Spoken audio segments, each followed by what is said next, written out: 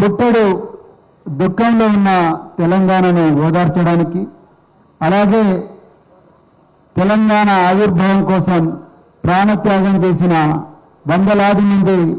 అమరవీరులకు నివాళులు అర్పించడానికి, అలాగే భావితరాలకు దిశానిర్దేశం చేయడం కోసం మరి 25 వసంతాలు పూర్తి చేసుకుంటున్న బీఆర్ఎస్ పార్టీ రజతోత్సవ సభలో ప్రజలందరికీ కూడా ఒక గొప్ప దిశానిర్దేశం చేయడం కోసం ఇవాళ కేసీఆర్ గారు ఈ సభకు రాబోతున్నారు. అయితే ఈ సభకు లక్షలాది మంది తెలంగాణ ప్రజలు స్వచ్ఛందంగా ఇక్కడికి రాబోతున్నారు. మరి ఇలాంటి చారిత్రాత్మకమైన సభకు కేవలం కవితక్క గారు ఇప్పుడే చెప్పినట్లుగా కేవలం రాష్ట్ర రాజకీయాలనే కాదు, దేశ రాజకీయాలను సైతం ప్రభావితం చేయబోయే ఈ చరిత్రాత్మకమైన మైలురాయికి మరి ప్రజలకు ఎలాంటి అసౌకర్యం కలగకూడదని మరి బీఆర్ఎస్ శ్రేణులు వేలాది మంది వాలంటీర్లు ఇక్కడ స్వచ్ఛందంగా ప్రజల కోసం పనిచేయబోతున్నారు. అదేవిధంగా ఈరోజు మరి ఇక్కడ పార్టీ సీనియర్ నాయకులు అందరం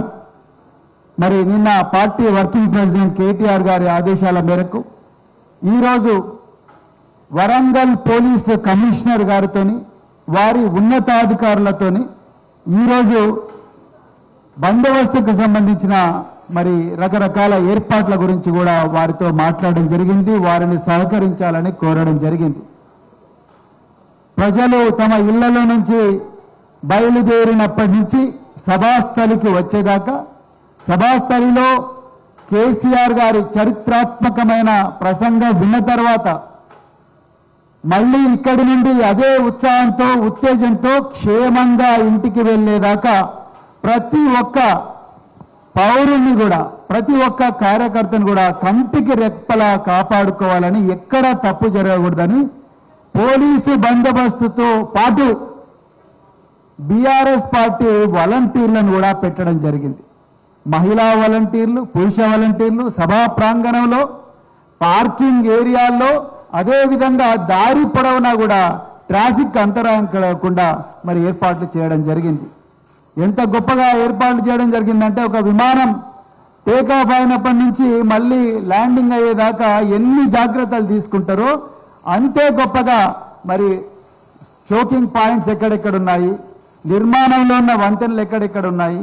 అదేవిధంగా ఒకవేళ వెహికల్ దురదృష్టవశాత్తు ఒకవేళ ఫెయిల్ అయితే వెంటనే మెకానిక్లను ఏ విధంగా ఏర్పాటు చేయాలి, అదేవిధంగా క్రేన్లను ఏ విధంగా ఏర్పాటు చేయాలి, అదేవిధంగా ఇంకేమైనా సమస్యలు ఉంటే మరి వాటిని ఏ విధంగా ఏర్పాటు చేయాలి, వాటిని ఎలా పరిష్కరించాలి, అలాగే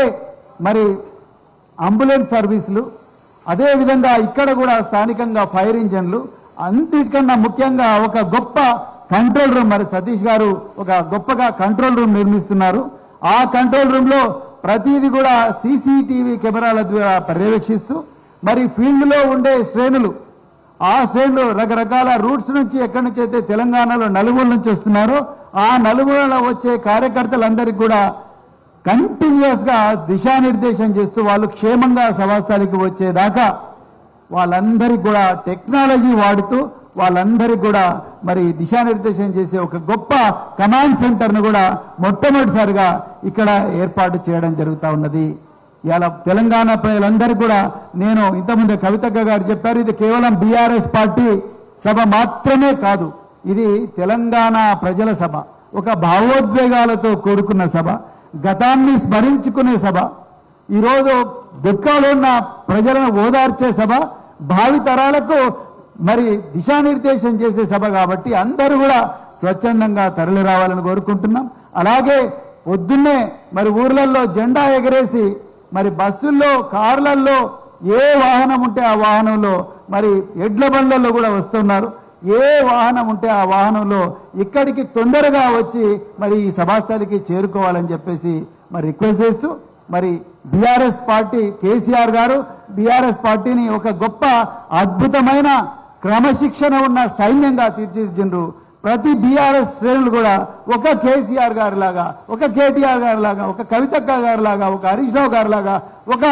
ఎమ్మెల్యే ఎక్స్ఎమ్మెల్యే లాగా, ఒక ఎంపీ లాగా, ఎక్స్ఎంపీ లాగా అందరూ కూడా మరి నాయకత్వ లక్షణాలతో చక్కటి క్రమశిక్షణతో ప్రజలను ఇక్కడికి క్షేమంగా తీర్చాలని చెప్పేసి కూడా ఈ సందర్భంగా కోరుకుంటూ మరి అవకాశం ఇచ్చిన మరి పెద్దలకు సభాధ్యక్షుల వారికి మరొక్కసారి ధన్యవాదాలు చెప్తూ జై తెలంగాణ.